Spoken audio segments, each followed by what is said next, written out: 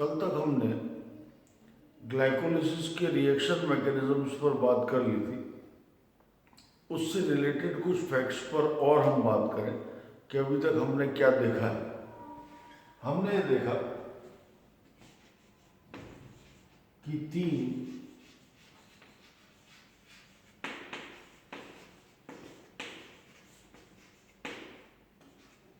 Irreversible steps हैं।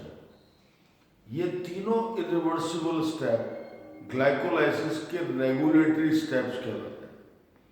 हमने देखा हेक्सोकाइनेज रिएक्शन था, फॉस्फोफ्रक्टोकाइनेज रिएक्शन था और पाइरुवेट काइनेज रिएक्शन था। और हमने इसमें पीएफके को पेसमेकर ऑफ ग्लाइकोलिसिस भी नाम दिया था। पूरे रिएक्शन मैकेनिज्म में हमने देखा कि 2 एटीपी का इस्तेमाल होता है और टोटल 4 एटीपी बनते हैं। वो जो 4 एटीपी बनते हैं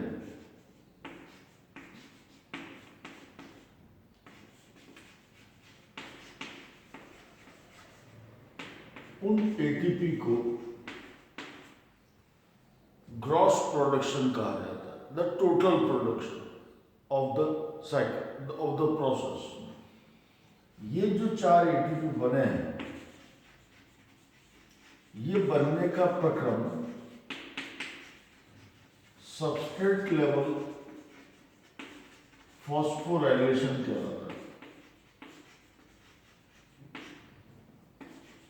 या इसे डायरेक्ट मेथड भी कहा जाता है। वास्तव में बायोलॉजिकल वर्ल्ड में एटीपी फॉर्मेशन के 3 तरीके हैं। पहला मेथड फोटोफॉस्फोराइलेशन, जो फोटोसिंथेसिस में हमने पढ़ा। दूसरा मेथड ऑक्सीडेटिव फॉस्फोराइलेशन, यानी ऑक्सीजन की प्रेजेंस में एटीपी का बनना। ये तीसरा मेथड है, यहाँ पर ग्रुप ट्रांसफर रिएक्शन होती है, यानी एक मॉलिक्यूल से दूसरे मॉलिक्यूल में फॉस्फेट का ट्रांसफर होता है और तब एटीपी का निर्माण होता है। जैसा हमने 1,3-PGA से पीजीए फॉर्मेशन के दौरान देखा, जैसा पीईपी से पाइरुवेट के दौरान हमने देखा कि 1,3-डाईपीजीए अपना फॉस्फोरस एडीपी को देता है और दूसरे केस में पीईपी अपना फॉस्फेट एडीपी को देता है। तो ये ग्रुप ट्रांसफर रिएक्शंस थी। हमने देखा कि 2 एटीपी खर्च भी हुए थे, इसलिए जो नेट प्रोडक्शन है वो नेट प्रोडक्शन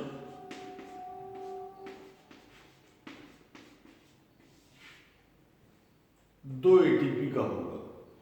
4 एटीपी कुल बने, ग्रॉस प्रोडक्शन यानी सकल उत्पादन, और नेट प्रोडक्शन यानी शुद्ध उत्पादन। क्योंकि 2 एटीपी का उपयोग हुआ तो शुद्ध उत्पादन सिर्फ 2 ही एटीपी का होगा। बचा मॉलिक्यूल NADH2 का। 2 NADH2 भी लास्ट टाइम हमने देखा कि वहाँ रिएक्शन में प्रोड्यूस हुए थे। वो 2 NADH2 के मॉलिक्यूल 6 एटीपी के बराबर हैं। एक NADH 3 एटीपी देता है, लेकिन ये एटीपी का उत्पादन यहाँ नहीं होगा। वो ऑक्सीडेटिव फॉस्फोराइलेशन के मेथड से होगा, जब इलेक्ट्रॉन ट्रांसपोर्ट सिस्टम के बाद एटीपी प्रोड्यूस होंगे, तो उन्हें यहाँ शामिल नहीं किया जाएगा। इसीलिए ग्लाइकोलिसिस कहा जाए या एनाएरोबिक कहा जाए या फर्मेंटेशन कहा जाए, इन तीनों ही केस में जब भी हमसे नेट प्रोडक्शन का सवाल पूछा जाएगा तो हमारा आंसर 2 एटीपी होगा। ये कॉमन 1 मार्क क्वेश्चंस हैं रिलेटेड टू ग्लाइकोलाइसिस। इस पूरे केस में कैलकुलेशन हम बाद में देखेंगे। एक ग्लूकोज के अणु में लगभग 2870 किलो जूल एनर्जी होती है। उसका 7% से भी कम एनर्जी ग्लाइकोलिसिस में निकल पाती है। बाकी सब पाइरुवेट के रूप में स्टोर्ड है। So less than 7% of glucose energy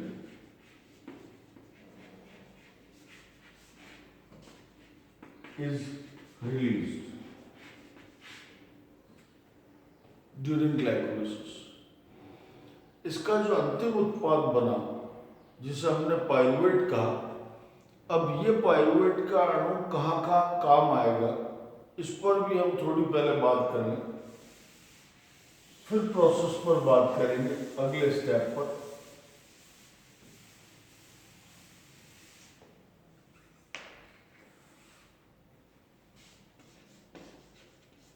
इसे हम कहते हैं फेट ऑफ पाइरुवेट। कि पाइरुवेट का जो अणु यहां बना है वो पाइरुवेट किस किस काम आ सकता है। हम एक सिंपल प्रेजेंटेशन देखें। पाइरुवेट का एक अणु जो 3 कार्बन का है, यह अणु एसिटाइल कोएंजाइम ए बनाकर क्रेब्स साइकिल में चला जाएगा, जिसे हम एरोबिक पाथ कहते हैं। एक नंबर 2, ये हम पहले ही देख चुके हैं मिनरल वाले चैप्टर में कि पाइरुवेट ट्रांसअमीनेशन रिएक्शंस के थ्रू एलानाइन नाम का अमीनो एसिड प्रोड्यूस कर सकता है। इसके अलावा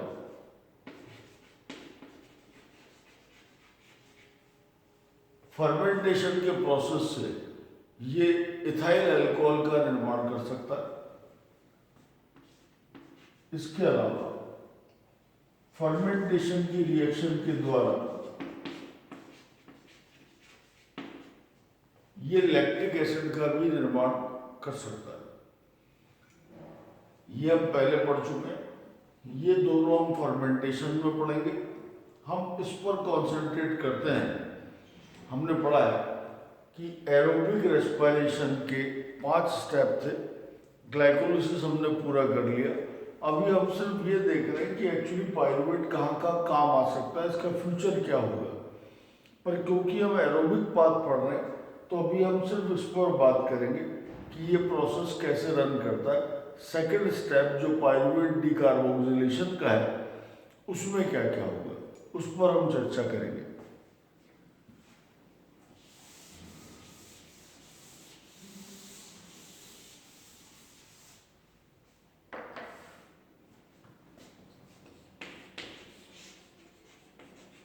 पाइरुवेट डीकार्बोक्सिलेशन, ये जो प्रक्रम है, ये प्रक्रम माइटोकॉन्ड्रिया के मैट्रिक्स में होता है, ऐसा हमने पढ़ लिया है यूकैरियोटिक ऑर्गेनिज्म में। और प्रोकैरियोटा में इसका लोकेशन साइटोप्लाज्म है। फिर से कहते हैं 2 पाइरुवेट बने थे, इसलिए ये रिएक्शन भी 2 बार होगी दोनों पाइरुवेट के लिए। इस अभिक्रिया को लिंक रिएक्शन कहा जाता है, क्योंकि ये क्रेब्स साइकिल और ग्लाइकोलिसिस को लिंक करने का काम करती है। या इसी वजह से इसे ट्रांजिशन रिएक्शन या संक्रमण अभिक्रिया भी कहा जाता है। या इसी रिएक्शन को गेटवे रिएक्शन भी कहा जाता है। हालांकि यहां हमने लिखा है कि पाइरुवेट का डीकार्बोक्सिलेशन होगा, लेकिन वास्तव में यहां CO2 के रिमूवल के साथ साथ एक ऑक्सीडेशन भी होगा, इसलिए इसे ऑक्सीडेटिव डीकार्बोक्सिलेशन ऑफ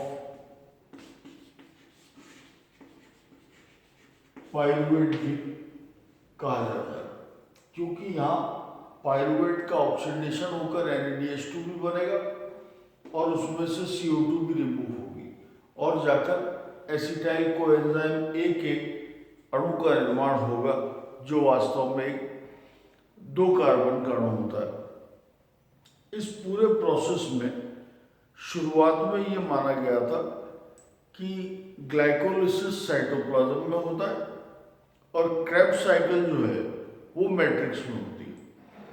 शुरुआती खोजों में ये पाया गया, ये माना गया कि माइटोकॉन्ड्रिया के डबल मेम्ब्रेन के बीच जो पेरीमाइटोकॉन्ड्रियल स्पेस है वहाँ पर ये रिएक्शन होगी, लेकिन फाइनली ये रिड्यूस कर लिया गया कि ये रिएक्शन माइटोकॉन्ड्रिया के मैट्रिक्स में ही होती है और फिर कंटिन्यूटी में एसिटाइल कोएंजाइम A आगे जाकर क्रेब्स साइकिल में रन कर जाता है। तो पायरुवेट में जितनी ऊर्जा निहित है वो धीरे धीरे यहाँ से निकलना शुरू होती है और उसका पहला स्टेप ये है। यहाँ से आगे जितने भी प्रक्रम चलेंगे पायरुवेट से स्टार्ट होकर, उन्हीं को आपको याद होगा तो उन्हीं को स्टेप्स को हमने आगे जाकर नाम देना है कंप्लीट ऑक्सीडेशन।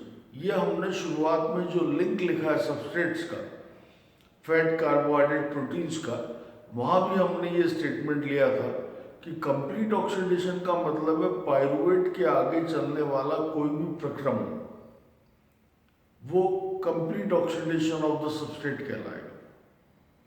इस रिएक्शन में क्या होगा इस पर हम नेक्स्ट वीडियो में बात करेंगे। Thank you.